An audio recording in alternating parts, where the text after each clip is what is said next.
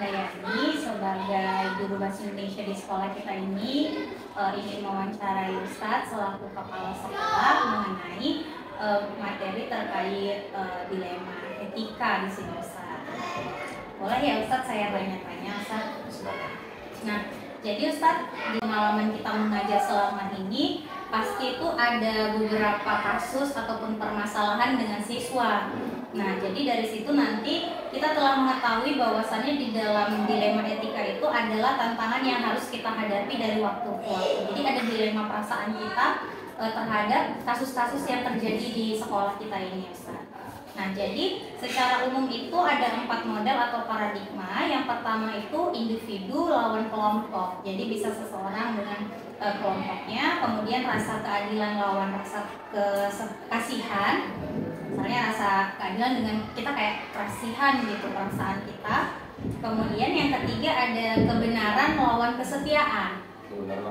Nah, kemudian yang keempat ada jangka pendek lawan jangka panjang, Ustaz. Jadi kayak ada masalah jangka pendek kita lawan dengan jangka panjang. Nah, jadi dari keempat itu yang ingin saya tanyakan di sini, Ustaz, selama di sekolah kita ini, bagaimana pendapat Ustaz jika menangani atau mengidentifikasi kasus-kasus yang merupakan dilema etika atau bujukan moral? Misalnya ada kasus-kasus yang pernah terjadi di sekolah kita begitu, Ustaz? Yang bawa perasaan ya? Yang bawa perasaan atau dilema etika kita atau bujukan moral, ada hal-hal yang seperti itu? Ya tidak menutup kemungkinan ya, sebenarnya ada beberapa yang terjadi di siswa kita, siswa ya. Kita sebutkan contohnya, misalnya anak yang punya masalah dengan tata tertib sekolah. Kemudian kebetulan pula orang tuanya juga adalah bagian dari supporting sekolah. Ya.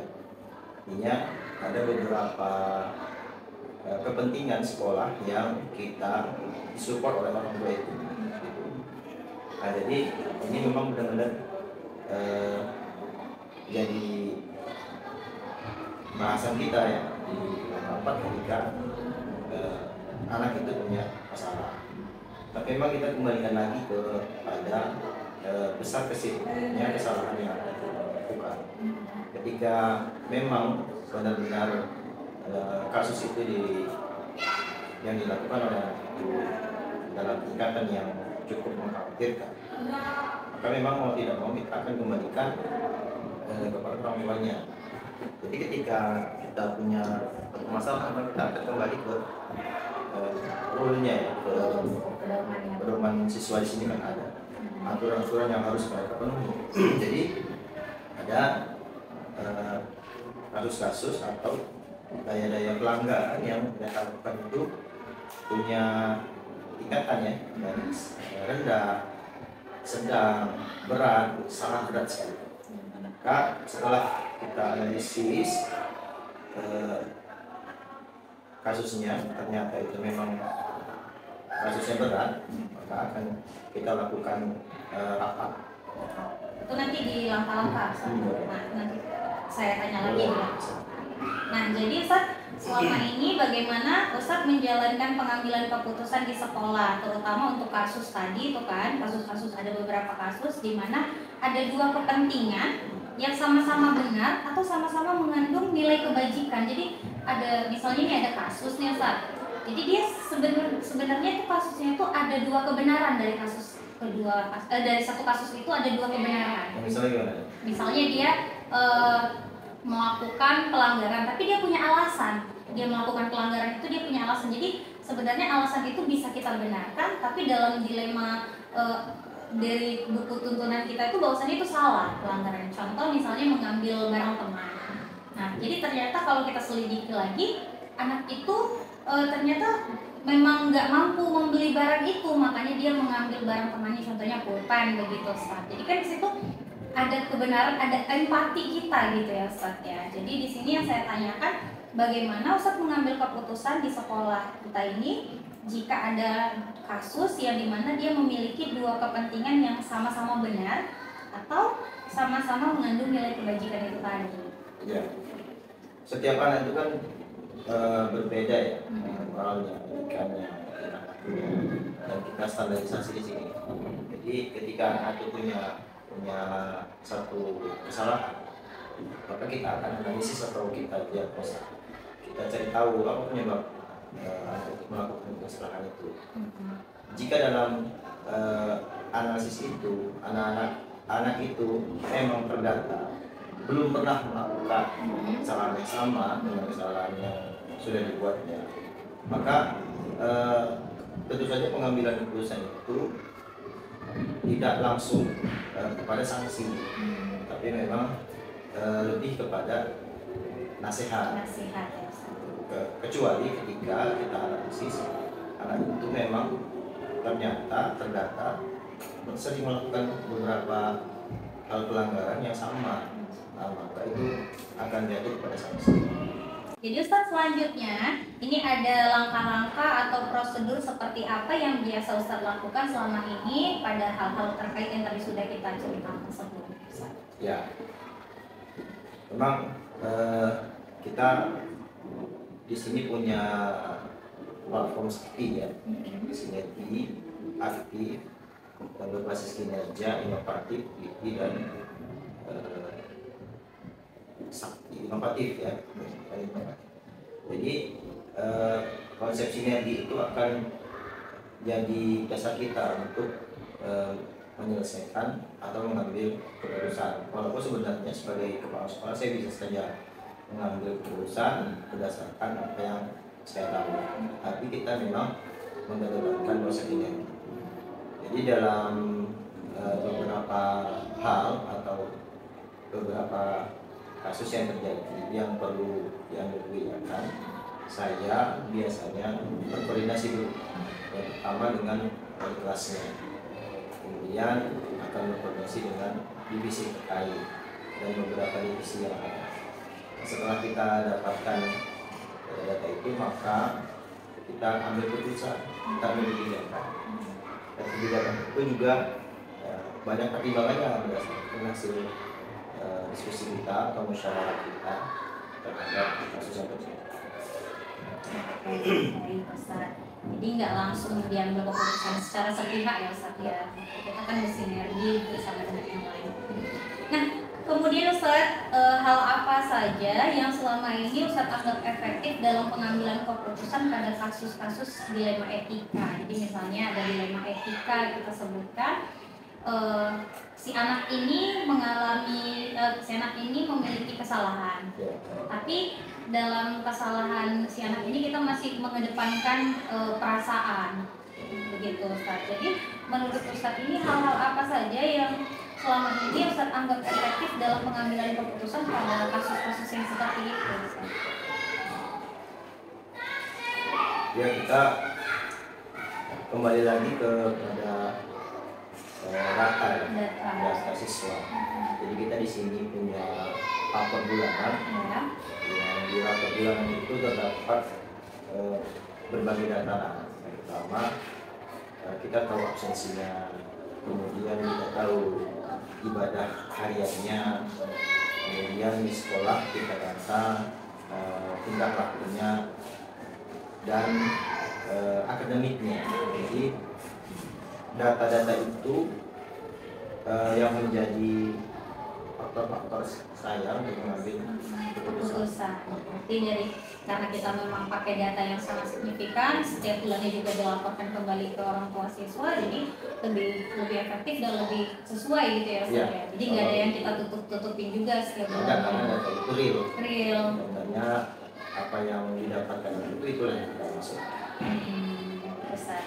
Nah, jadi di sini hal-hal apa saja Ustaz yang selama ini merupakan tantangan Ustaz dalam mengambil keputusan pada kasus-kasus dilema etika? Misalnya, pernahkah Ustaz ketika mengambil keputusan ternyata tidak sesuai gitu dengan guru yang lain misalnya, atau ada yang protes dengan keputusan yang Ustaz buat? Nah, kira-kira ada tantangan seperti itu atau yang seperti apa gitu Ustaz? Ya, pastinya ada ya. Jadi setiap keputusan atau kebijakan itu tidak serta-merta dapat menyenangkan atau mewakili semua guru perasaan guru. Dan itu memang harus saya hadapi sebagai pimpinan sekolah.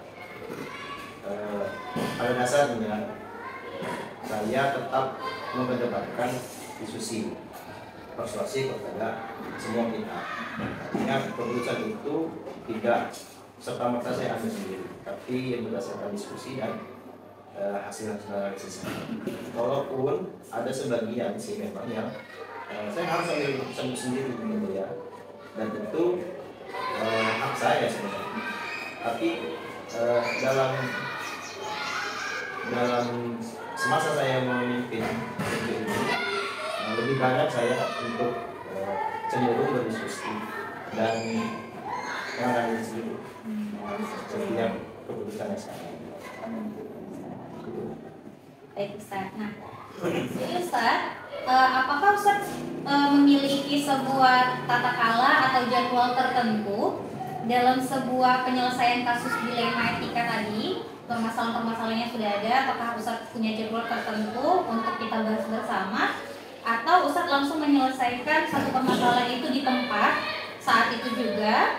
Atau bahkan Ustaz memiliki jadwal untuk menyelesaikannya dalam bentuk prosedur yang seperti apa yang biasa Ustaz jalankan? Misalnya ada masalah, apakah langsung diselesaikan saat itu juga atau Ustaz kasih jadwal tertentu? Prosesnya seperti apa Ustaz? Ini misalnya kita ambil pelanggaran yang berat ya. Jika pelanggaran itu berat, kasusnya itu berat, maka kita memang perlu sesegera mungkin untuk menyelesaikan masalah itu.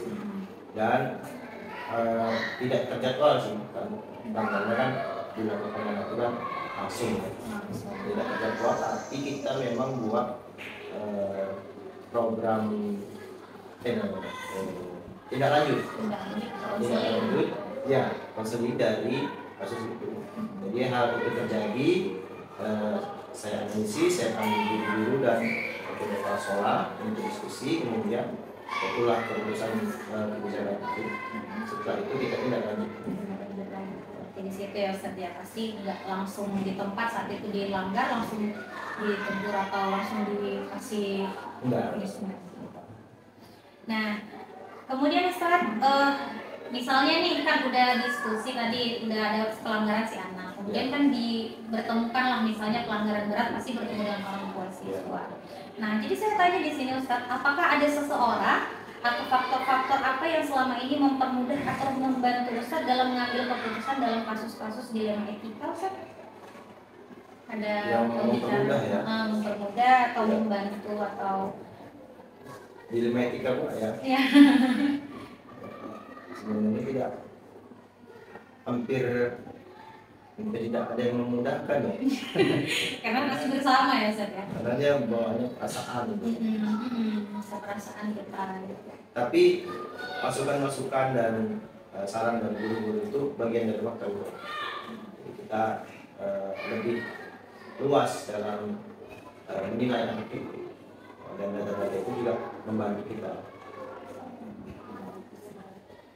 Memang dalam pembentukan dilema etika ini banyak sekali sebetulnya yang harus dibicarakan kepada guru-guru yang lain ya Ustaz ya, karena kan membawa nurani kita juga. Pasti. Apakah anaknya harus langsung kita tangani seperti ini atau bagaimana begitu ya Ustaz ya? Ya, kadang pun juga jadi bahan renungan ya, karena saya dan itu juga pernah SMP kan. Pasti sedikit banyaknya apa yang dilakukan anak itu pernah kita lihat atau pernah bahkan kita lakukan. Dan guru-guru kita di sana juga punya banyak strategi bagaimana kita lebih bijak lah dalam keputusan. Karena kita berkaca lagi ya Ustaz ya. Benar. Kita dulu gimana? Masa kita buat gitu anak kita gini gitu. Karena guru-guru yang kita dulu bahkan lebih sabar dari kita saat ini ya sudah. Nah, ini yang terakhir Ustaz, yang Ustaz sampaikan kepada saya mengenai pengambilan keputusan dilema etika ini sangat membantu saya. Bahwasanya setiap sekolah pasti kita punya permasalahan ya Ustaz ya. Jadi di sini saya merasa banyak pembelajaran yang saya dapatkan, dan saya lihat juga tidak ada keputusan yang Ustadz ambil secara gegabah atau tanpa pemberitahuan dari diskusi bersama guru-guru yang lain, karena kita juga selama ini pasti melakukan rapat bulanan atau bahkan rapat mingguan begitu. Jadi di sini saya sangat berterima kasih kepada Ustadz telah membantu saya dalam penyelesaian tugas saya hari ini. Terima kasih Ustadz. Ada yang ingin disampaikan Ustadz? Ya, jadi pemimpin itu memang banyak dilemanya ya. Ada banyak mudahnya juga tidak sedikit sulitnya. Maka egoisnya ditahan dulu untuk beberapa hal yang memang mungkin jiwa kita harus ego gitu ya. Nanti ditahan dulu sebisa mungkin itu dilakukan. Dan pentingnya data-data dan koordinasi terhadap guru-guru dan seluruh elemen terkait ketika ada kegiatan yang harus dilakukan. Syukran ya Ustaz. Ya. Terima kasih untuk waktunya Ustaz. Sama-sama. Assalamualaikum Ustaz. Waalaikumsalam.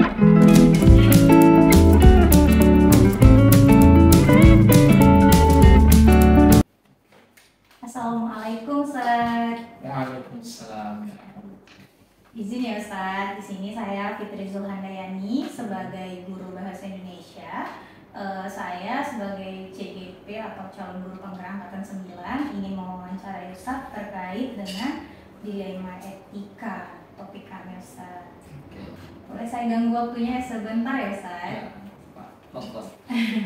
Jadi di sini saya mau bincang-bincang sedikit sama Ustaz, karena Ustaz di sini sebagai kepala madrasah MTS. Saya mau berdiskusi terkait kepemimpinan nih Ustaz. Jadi saya mau belajar sebagai pemimpin. Bagaimana sih pemimpin yang baik itu? Nah, sebelumnya Ustaz, di sini ada beberapa penjelasan terkait paradigma dilema etika. Jadi Ustaz, yang saya bahas itu kan tentang dilema etika gitu ya Ustaz. Jadi dari pengalaman kita bekerja pada institusi pendidikan ini kan pasti kita telah mengetahui banyaknya dilema etika. Nah, dilema etika itu kan tantangan berat yang harus dihadapi dari waktu ke waktu. Setiap sekolah pasti memiliki tantangan, memiliki kasus yang berbeda-beda gitu ya Ustaz ya. Nah, ketika kita menghadapi situasi dilema etika ini akan ada nilai kebajikan mendasar yang bertentangan seperti cinta dan kasih sayang, kebenaran, keadilan, kebebasan, persatuan, toleransi, bahkan tanggung jawab dan penghargaan akan hidup. Karena kita memiliki nurani gitu ya Ustaz. Hatinya kita punya nurani, kita punya hati. Jadi kita nggak sembarangan gitu ya Ustaz ya.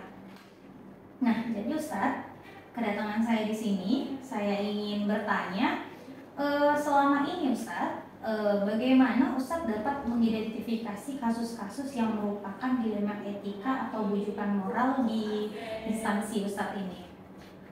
Oke, bismillahirrahmanirrahim. Jadi kalau misal masalah tentang dilema etika ya, dilema etika memang di sekolah manapun itu pasti ada. Pasti ada. Contohnya itu memang misalnya ketika ada anak yang bermasalah, apalagi kalau dia itu udah tingkat akhir, dalam arti kelas 9 misalnya, bermasalah terus berulang kali. Jadi ketika kita ingin mengambil keputusan, memang seorang pemimpin itu harus tegas, harus punya ketegasan dalam mengambil keputusan. Akan tetapi tidak bisa disampingkan juga dilema etika ini. Ada perasaan yang muncul. Misalnya kalau kita putuskan ketika dia kelas 9 sudah bermasalah, apakah kita harus keluarkan langsung sehingga dia tidak bisa ujian, nggak bisa pindah ke sekolah lain dan lain sebagainya. Nah, itu pasti ada. Namun karena memang pemimpin itu harus tegas, kita lihat masalahnya itu sampai sejauh mana, fatalkah atau tidak. Kalau memang betul fatal, mau tidak mau, mau tidak mau. Kalau memang betul fatal ya, apalagi seperti di pesantren kita kan di pesantren, fatal itu contohnya menurut saya yang tidak bisa toleransi lagi membuli. Membuli itu dia itu bermasalahnya nggak hanya pada diri dia sendiri, dia itu mengganggu orang lain. Jadi berdampak dengan orang lain. Oleh sebab itu kalau memang kasusnya seperti itu, itu harus tegas. Harus tegas. Kalau kita di pesantren biasanya dia tinggal di sini, berasrama di sini, keputusan yang harus diambil itu yang memulangkan dia. Akan tetapi itu tadi dilema etika tadi, ya kita tetap memberikan ijazahnya. Terus saya itu. Baik Ustaz. Nah, jadi selama ini tuh kira-kira bagaimana Ustaz menjalankan pengambilan keputusan di sekolah Ustaz, terutama untuk kasus-kasus yang dimana ada dua kepentingan yang sama-sama benar atau sama-sama mengandung nilai kebajikan. Jadi misalnya si anak ini tadi punya masalah, tapi ada dua kebenaran. Misal tuh kayak mengambil barang temannya. Jadi ternyata setelah diselidiki, si anak itu rupanya mengambil barang temannya karena ada hal lain gitu. Misal dia ada sebab. Jadi saya merasa ya, nah ini dia juga nggak bisa disalahkan karena ada faktor lain begitu. Tapi yang nggak bisa dibenarkan gitu. Jadi kan ada dua kebenaran di situ ya Ustaz ya. Nah jadi di sini selama ini gimana ya Ustaz menjalankan pengambilan keputusan di sekolah kita ini, terutama pada kasus-kasus hal yang seperti itu Ustaz. Oke, kalau masalah misalnya di satu sisi dia ada benar, di satu sisi tak boleh juga, dan itu tidak benar gitu. Makanya di sini kita ketika mengambil keputusan ini, kita itu karena di sini pesantren, ada yayasan dan lain sebagainya, kita itu berdiskusi. Kita itu berdiskusi, bermusyawarah bagaimana kita mengambil tindakan, apakah dia ini benar-benar 100% salah atau tidak. Apakah dia melakukan seperti itu ada sebab atau alasan tertentu. Makanya di sini kita ada psikolog ya. Nah, jadi ketika ada masalah seperti itu, anak ini dipanggil, terus dibicarakan lah. Kalau orang yang sudah paham akan hal itu, dia bakal tahu itu kenapa anak ini melakukan seperti itu. Akan tahu jawabannya. Setelah sudah diselidiki, maka bisa kita putuskan. Jadi dia nggak sembarangan langsung kita putuskan sebagai pemimpin ya Ustaz ya. Harus dipanggil dulu anaknya. Kita tanyakan apa sebabnya, latar belakangnya, kenapa dia berbuat itu, baru kita bisa simpulkan. Seperti itu. Baik Ustaz. Nah, jadi tadi kan udah sembari juga. Jadi yang ketiga saya tanyakan di sini Ustaz.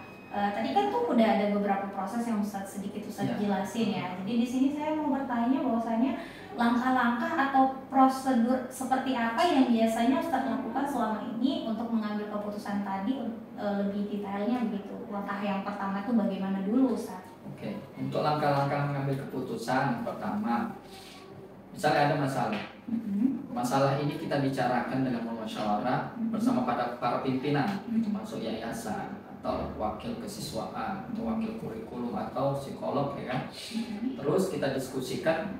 Setelah kita diskusikan, kita panggil anaknya. Kita panggil terutama psikolog, dia akan mengorek apa sebab alasan dia berbuat seperti itu, apa masalah, akar masalah itu dia melakukan seperti itu apa. Setelah itu psikolog pun nggak langsung memutuskan, kembalikan lagi, karena berproses ya kan. Karena kalau kita putuskan secara gegabah, secara langsung, bisa jadi kita nggak tahu apa masalahnya. Makanya penting itu diskusi, bermusyawarah. Bahkan Nabi Muhammad itu, Nabi Muhammad kan panutan kita kan. Walaupun beliau Nabi, ketika ingin memutuskan sesuatu bermusyawarah. Bahkan ketika peperangan ya, Nabi itu inginnya seperti ini. Tapi Nabi bermusyawarah kepada para sahabatnya supaya apa? Supaya di situ ajaran Nabi. Kita itu apapun masalah, ketika pemimpin, apapun kejadian masalah, jangan putuskan sendiri. Harus musyawarah. Biar nggak salah langkah gitu ya Ustaz. Baik Ustaz, kemudian kan Ustaz, kira-kira hal-hal apa saja yang selama ini Ustaz anggap efektif dalam pengambilan keputusan pada kasus-kasus dilema etika. Jadi ada nggak sih hal yang paling efektif, yang paling tanggap gitu, yang dilakukan supaya mengambil mengambil keputusan itu dengan baik pada kasus dilema etika ini, Ustaz? Dilema etika ya. Solusi yang terbaik, yang efektif ya itu tadi ya. Pertama kita musyawarahkan dulu, walaupun kita punya hati ya. Karena ada suatu kaidah atau kata-kata Arab mengatakan ridhon nas ghayatun la tudrak. Jadi membahagiakan semua orang itu mustahil. Ghayatun la tudrak, tujuan yang nggak mungkin didapat.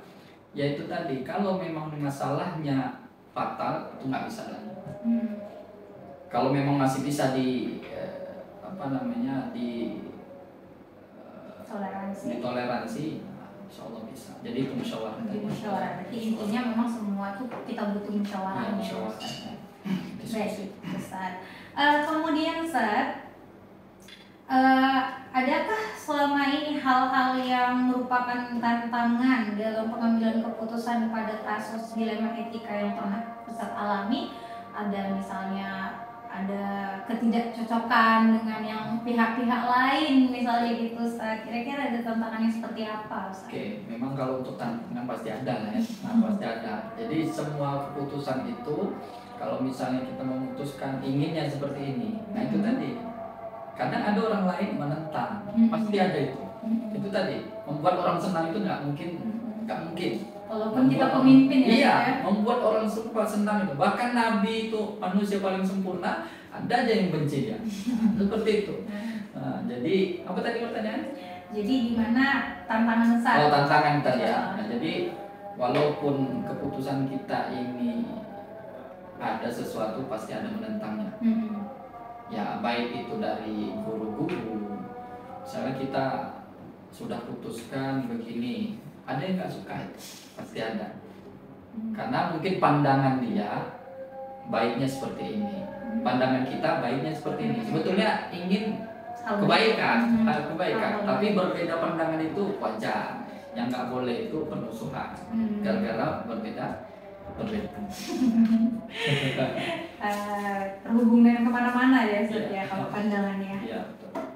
Nah, jadi Ustaz, apakah Ustaz memiliki sebuah cara atau tata kala atau jadwal tertentu dalam penyelesaian kasus dilema etika? Misalnya itu apakah Ustaz langsung menyelesaikan di tempat pada saat itu juga, atau Ustaz memiliki sebuah jadwal untuk menyelesaikan sebagai bentuk atau prosedur seperti apa yang akan Ustaz jalankan untuk menyelesaikan permasalahan tadi?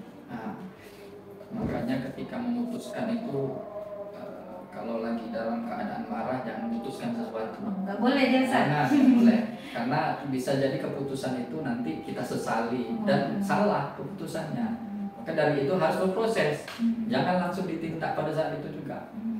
Kayak berproses, kita panggil apa segala macam, kita diskusikan masalahnya, apa keputusan yang harus kita buat.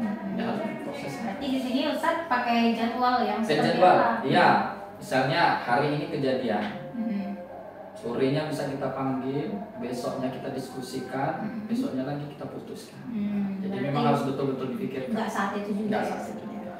Masya Allah. Nah, jadi ini pertanyaan saya yang terakhir nih Ustaz. Apakah ada seseorang atau faktor-faktor apa yang selama ini mempermudah ataupun membantu Ustaz dalam mengambil keputusan dalam kasus dilema etika, Ustaz? Nah, kalau itu pasti ada kan? Pasti ada yang membantu kita, guru-guru kita. Makanya kita itu jadi pemimpin itu nggak boleh merasa akulah yang hebat, suarakulah yang harus didengar. Kita harus juga mendengar masukan, harus mendengar masukan, baik dari guru, dari siapapun itu, dari yayasan. Jadi seperti itu harus kita terima masukan-masukan. Terima masukannya ya. Ya. Nah, jadi Ustadz di sini saya mendapatkan banyak pembelajaran kepada saya sendiri ya Ustadz ya pribadi, bagaimana menjadi seorang pemimpin yang baik. Kemudian juga banyak hal yang bisa saya ambil di sini berdasarkan pengalaman-pengalaman Ustadz yang luar biasa. Ya pada dasarnya memang kita nggak bisa mengambil keputusan secara sepihak sendiri dan kita juga nggak boleh pakai emosi gitu ya Ustadz ya. Nah, terima kasih juga Ustadz sudah membantu saya dalam penyelesaian tugas ini. Kira-kira ada yang mau Ustadz sampaikan sebagai closing atau penutup kita? Nah, Jadi kalau untuk closing yang penutup, Pesan misalnya. jadilah pemimpin yang tegas, tapi bukan emosian ya, yang tegas. Tegas dalam arti memutuskan sesuatu itu harus dipikirkan dengan matang-matang, bukan hanya aku udah nggak suka ini langsung putuskan selesai. Oke. Masya Allah, syukran ya Ustaz. Terima kasih banyak